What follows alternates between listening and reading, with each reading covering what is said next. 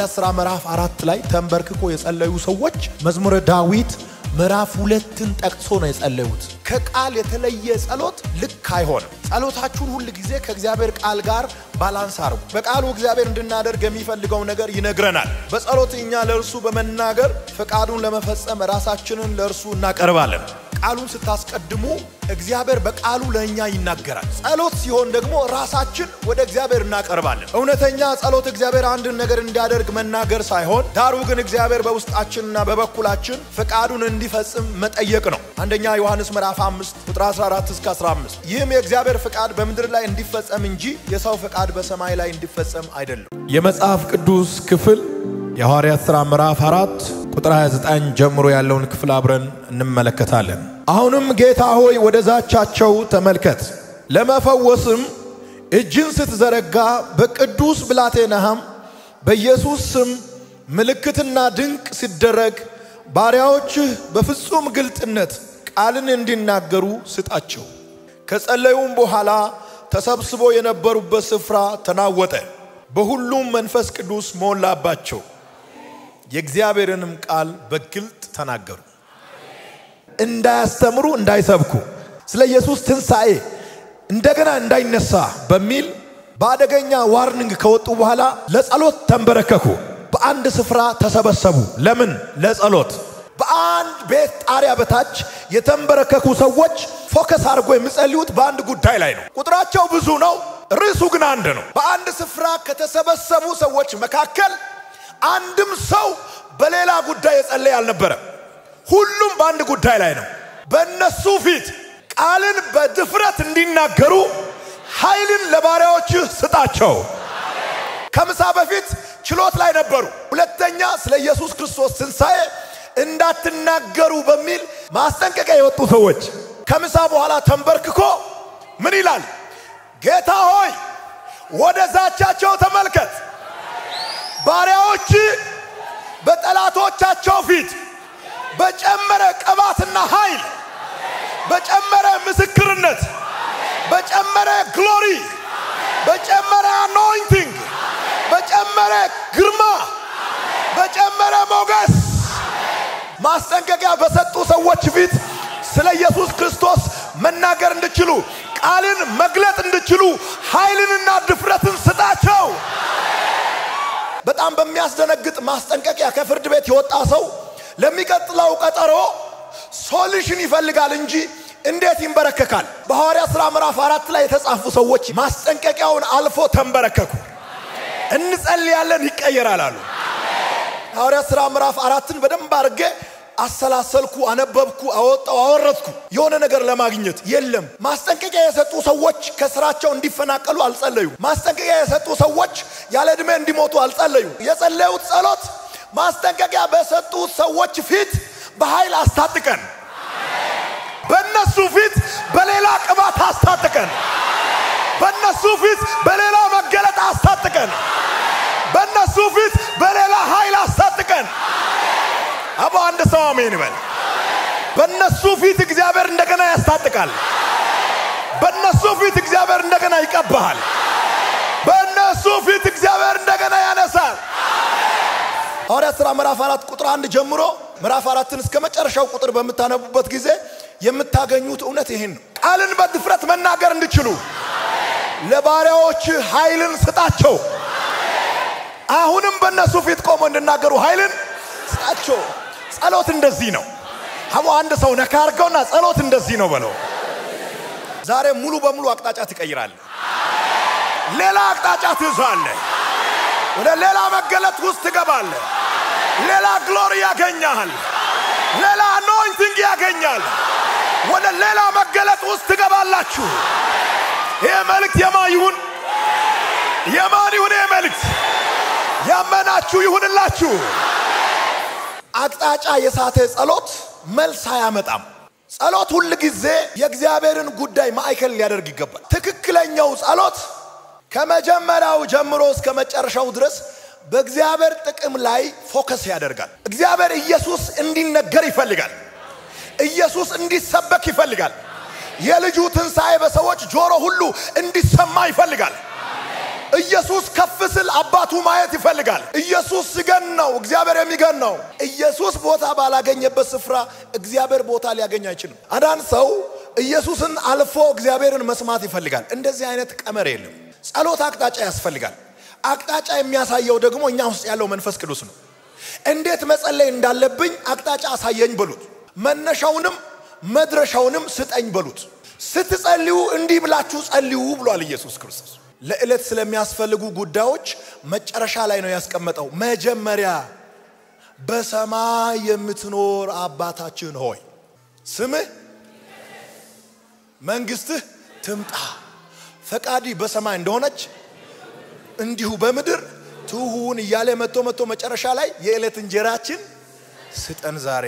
እንጀራ መጨረሻ ላይ ነው። ጫማ መጨረሻ ላይ ነው። መኪና መጨረሻ ላይ ነው። አትጸልዩ አይደለም፣ ቦታ እንዳትስቱ ነው። እዚህ ጋር የያዘ ነገር ቢኖር አንተን አይደለም የሚያስለቅቀው፣ እሱ የራሱን ነው የሚያስቀድም። ያዕቆብ በሰይፍ እየታረደ እሱ የራሱን ስራ ይሰራል። ጴጥሮስን እኩለ ሌሊት ከእስር ቤት እንዳወጣ ሌሎቹን በተአምራት እንዳስመለጣቸው ያዕቆብ በሰይፍ እንዳይታረድ ማድረግ እየቻለ አላደረገም።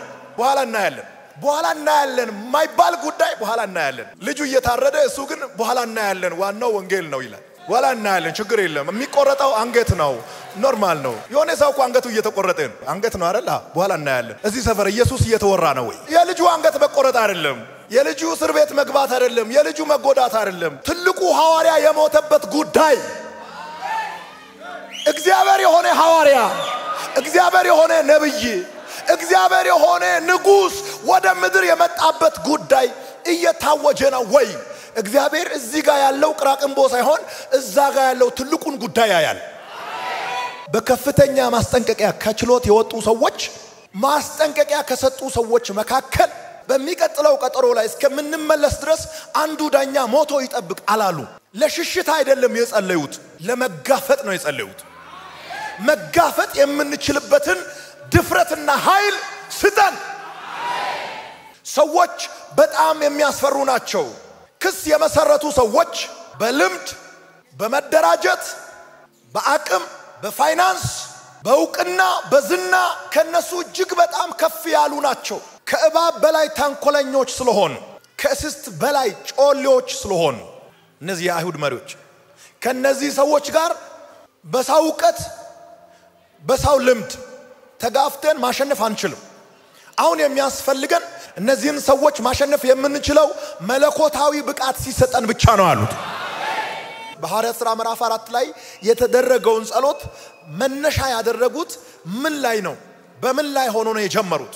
በእግዚአብሔር ክብር ላይ ነው። ለዚህ ነው ጸልዮ ቀና ስሉ መልስ የመጣው። ሐዋርያት ሥራ ምዕራፍ 4ን በደንብ አርጋችሁ አጥኑት። የመጀመሪያው ጸሎት ስለ እግዚአብሔር ከመመስከር የመነጨ ጸሎት ነው። ማስጠንቀቂያ ደርሶናል። እንደገና እንዳትናገሩ ተብለናል። ሁለተኛ ጊዜ በኢየሩሳሌም ከተማ ውስጥ ኢየሱስ ተነስቷል ስትሉ ከተገኛችሁ፣ የኢየሱስን ትንሣኤ ያወጃችሁ ከተያዛችሁ ትገደላላችሁ ተብለናል። እግዚአብሔር ሆይ ወደ ዛቻቸው ተመልከት። በሚቀጥለው ቀን በተቃዋሚዎቻችን ፊት እንደገና አስታጥቀን። በሚቀጥለው ቀን ከዛሬው በበለጠ በድፍረት መቆም እንድንችል የእግዚአብሔር ኃይል እንደ ሚሳኤል የሆነ ኃይል መጣ እኮ ነው ማለት ምድርን እኮ ነው ያንቀጠቀጠው። እግዚአብሔርን የሚመስል ጸሎት፣ አባታችሁን የሚመጥን ጸሎት አይነት ጸልዩ። በስራችንና በአገልግሎታችን ዙሪያ እንደ ሾክ የሚወጉን ሰዎች እንዳሉ እግዚአብሔር ያውቃል። የያዝነው ነገር እንዲበተን፣ የጀመርነው ነገር እንዲቋረጥ፣ ስማችን እንዲጠፋ፣ በሰዎች ፊት በድፍረት እንዳንቆም ለማድረግ 24 አወር የሚሰሩ ሰዎች እንዳሉ እግዚአብሔር አያውቅም?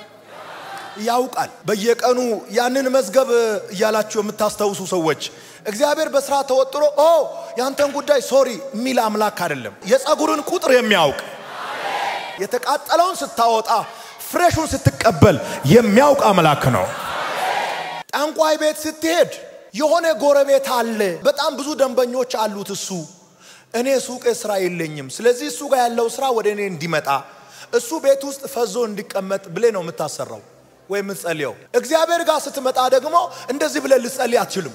እግዚአብሔር ጠንቋይ አይደለም። እሱን መኪና እንደምንም አርገ ወደ እኔ አርግልኝ። 1980 ምናምን አዲስ አበባ የገባው እኔ እያለሁ ገና 2010 መጥቶ ቤት ገዛ አዲስ አበባ ውስጥ። የሱ ቤት በታምር እኔ ጋር ይመለስ።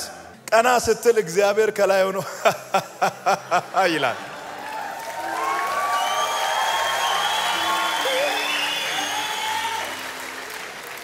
የተንበረከከው በጠንቋይ ፊት ከሆነ ትክክል ነህ በእግዚአብሔር ፊት ከሆነ ልክ አይደለም አስተካክል በእግዚአብሔር ፊት ስንጸልይ ትክክለኛ ጸሎት እንጸልይ በሰሌዳ ላይ የተያዘ ቀን አለ እሱ ቀን ሲደርስ ያንተ ቀን ሲደርስ ትባረካለህ የምንጸልየው ጸሎት ሁሉ ጊዜ የእግዚአብሔርን ክብርና ጥቅም ማዕከል ያደረገ ሊሆን ይገባል እግዚአብሔር መክበር ሲጀምር የናንተ ነገር መለቀቅ ይጀምራል በሰማይ የታሰበው የእግዚአብሔር ፍቃድ በሰዎች መካከል ሲፈጸም እግዚአብሔር ይደሰታል ያስደስተኝ ጥያቄ ቁጥር የለውም እኛ ጋር አስደስተኝ እግዚአብሔር ሆይ አስደስተኝ ሰኞ አስደስተኝ ማክሰኞ አስደስተኝ ላስደስት የሚል ጥያቄ ቀርቦለት አያውቅ እግዚአብሔር ሆይ ላስደስት የሚል ሰው የለም ገልብጠን የምናነብ ከሆነ ነገሩ ሲመጣ ተገልብጦ ነው የሚመጣው እንደ ተጻፈው አድርገን እንጸልይ እንደ ተጻፈው ሆኖ ይመጣል በሐዋርያት ሥራ ምዕራፍ 4 ላይ በተደረገው ጸሎት ስፍራ ላይ በጣም ብዙ ሰዎች ነበሩ ከነበሩ ሰዎች መካከል ከችሎት የተመለሱ ሁለት ሰዎች ነበሩ ዮሐንስና ጴጥሮስ አብሯቸው ነበሩ እነሱም ተንበረከኩ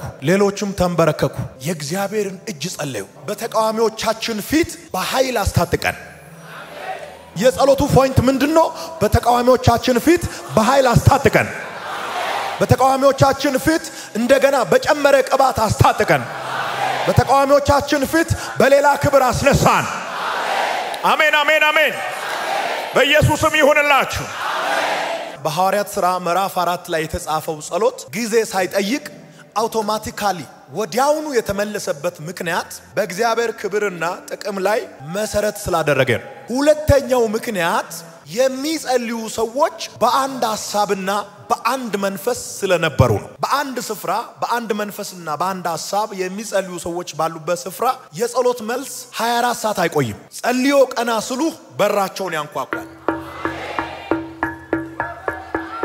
የዘመናችን ጸሎት ጊዜ እየወሰደ ያለበት ዋናው ምክንያት ተቦጫጭቀን እየተገዳደልን እንጸልያለን 15 ሆኖ አይደለምኮ ሁለት ሆኖ እየጸለዩ አንዱ ወደ ግራ አንዱ ወደ ቀኝ ይጸልያል የመንፈስ አንድነት በመካከላቸው የለም የ21ኛው ክፍለ ዘመን ቤተክርስቲያን ክሪፕል የሆነችበት ዋናው ምክንያት ይሄ ነው በቸርቾች ውስጥ መባሰቶ እየወጣ ነው አጋንንት ማይክ ይዞ እየዘመረ ነው በመጀመሪያው ክፍለ ዘመን የነበረችው ቤተክርስቲያን በመካከሏ የነበረው የግሎሪ ሌብል የክብሯ መጠን የኃይሏ መጠን ከአይምሮ በላይ ነው ሽባ ይተረተራል አንካሳ ይዘላል ጡንቻ ተወጥሮ አይደል ቀለል አርጎ እየተራመዱ ተነስና ተመላለስ ተነስቶ ይራመዳል አንተ ለምጽ ሆይ ምን ባል ንጻ ለምጽ ይነጽ ብዙ ሰዎች በሐዋርያት ዘመን እግዚአብሔር ድንቆችን የሰራበት ምክንያት ቤተክርስቲያንን ለማስፋፋት ነው የሰራውም ደግሞ በ12ቱ ሐዋርያት ብቻ ነው ከዛ በኋላ ቆሟል የሚሉ ሰዎች አሉ ስታክ አርጓል ይላሉ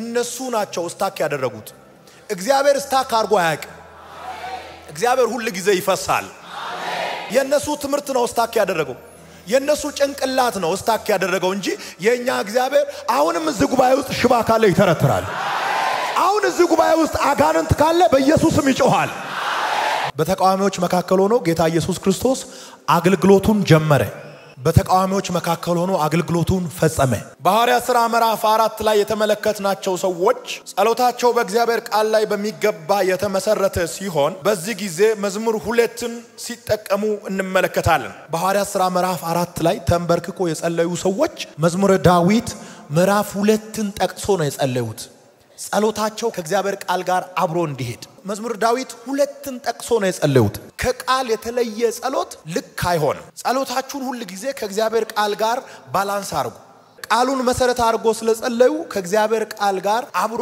ማች የሚያደርግ ሆኖ ተገኘ ጸሎታቸው በቃሉ እግዚአብሔር እንድናደርግ የሚፈልገው ነገር ይነግረናል በጸሎትኛ ለእርሱ በመናገር ፍቃዱን ለመፈጸም ራሳችንን ለእርሱ እናቀርባለን በጸሎትና በቃል መካከለ ያለውን ልዩነት ተመልከቱ ቃሉን ስታስቀድሙ እግዚአብሔር በቃሉ ለኛ ይናገራል ሌላ የመናገሪያ መንገድ እግዚአብሔር የለውም ከቃሉ ውጪ ጸሎት ሲሆን ደግሞ ራሳችን ወደ እግዚአብሔር እናቀርባለን ቃሉን ስናነብ እግዚአብሔር በቃሉ ይነግረናል ለመጸለይ ስንበረከክ ራሳችንን ለእግዚአብሔር እናቀርባለን እውነተኛ ጸሎት እግዚአብሔር አንድ ነገር እንዲያደርግ መናገር ሳይሆን ዳሩ ግን እግዚአብሔር በውስጣችንና በበኩላችን ፍቃዱን እንዲፈጽም መጠየቅ ነው አንደኛ ዮሐንስ ምዕራፍ 5 ቁጥር 14 እስከ 15 ይህም የእግዚአብሔር ፍቃድ በምድር ላይ እንዲፈጸም እንጂ የሰው ፍቃድ በሰማይ ላይ እንዲፈጸም አይደለም እውነተኛ ጸሎት እግዚአብሔር በውስጣችንና በበኩላችን አልፎ ሊሰራ የወደደውን መስራት እንዲችል መጠየቅ የወደድከውን በኔ ውስጥ ሆነ መስራት ትችላለህ ብሎ መፍቀድ እኛ ያሰብነው ነገር የኛ ፍቃድ በሰማይ እንዲፈጸም መጠየቅ አይደለም እውነተኛ ጸሎት የእግዚአብሔር ፍቃድና እቅድ በመድር ላይ በሰዎች መካከል በመድር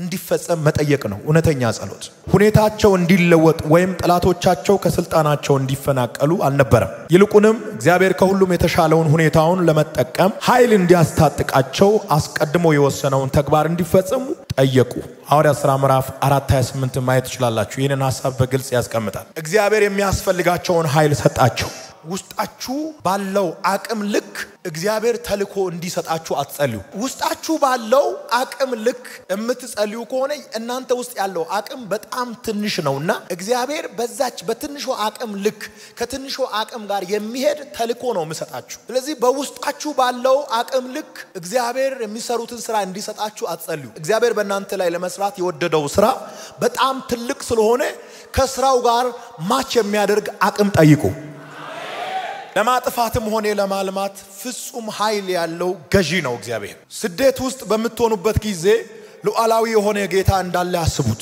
ስትጸልዩ ሁሉም ነገር በእግዚአብሔር ላይ እንደተመሰረተ ያድርጋችሁ ጸልዩ ስትሰሩም ሁሉም ነገር በእናንተ ላይ እንደተመሰረተ ያድርጋችሁ ስሩ የጠየቁት ኃይል እንዲሰጣቸው እንጂ ጥበቃ እንዲያደርግላቸው አልነበረም ከሰማይ ጠላትን የሚያጠፋ እሳት ሳይሆን ሉቃስ ምዕራፍ 9 ቁጥር 51 እስከ 56 ዳሩ ግን ቃሉን ለመስበክና በሽተኞችን ለመፈወስ የሚያስችል ኃይል እንዲመጣላቸው ጠየቁ ማቴዎስ 5 ቁጥር 10 እስከ 12 ትልቁ ፍላጎታቸው በተቃዋሚዎቻቸው ፊት በድፍረት መቆም ነበር ዮሐንስ 4:17 በእምነት የተከናወነ ጸሎት የእግዚአብሔርን ኃይል በማነሳሳት የእግዚአብሔርን እጅ ያንቀሳቅሳል ኢሳይያስ ምዕራፍ 50 ቁጥር 2 እና ኢሳይያስ ምዕራፍ 64 ቁጥር 1 እስከ 8 ማየት ትችላላችሁ የጸሎት መልስ ትልቁ ዓላማ የሰዎችን ጉድለት መሙላት ሳይሆን የእግዚአብሔር ክብር ነው የኢየሱስ ክርስቶስም ኃይል አላጣም ይሁንና ብዙዎች የእግዚአብሔር ሕዝብ ሉዓላዊ ለሆነው ጌታ መጸለያቸውን ስላቆሙ